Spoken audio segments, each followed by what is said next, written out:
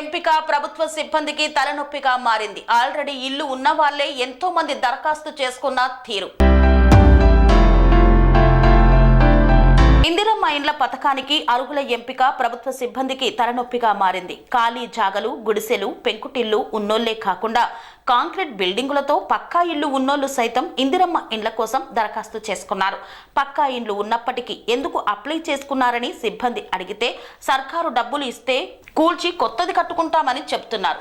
వద్దంటే ఎక్కడ గొడవ చేస్తారోనని అలాంటి ఇండ్ల వివరాలను కూడా ఆన్లైన్లో నమోదు చేస్తున్నామని, అందుకే సర్వే లేట్ అవుతుందని సిబ్బంది చెబుతున్నారు. ఇలాగైతే సర్వే సంక్రాంతిలోపు పూర్తి కావడం కష్టమేనని అంటున్నారు.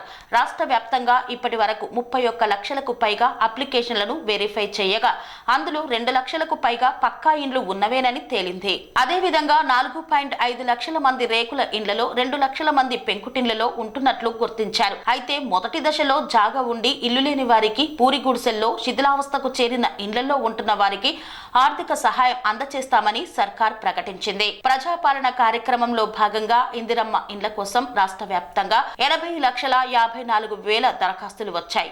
మొదటి దశలో సొంతంగా ఇంటి జాగా ఉన్న 4.50 లక్షల మందికి ఇండ్లు మంజూరు చేయాలని సర్కార్ నిర్ణయించింది.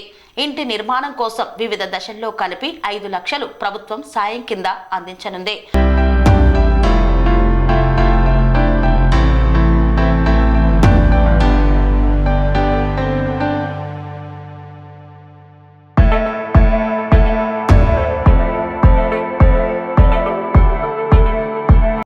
సెరెనిటీ మోడల్ హై స్కూల్ విద్యార్థులకు అమ్మఒడి, సామాన్యులకు అందుబాటులో ఉన్న బడి సెరెనిటీ.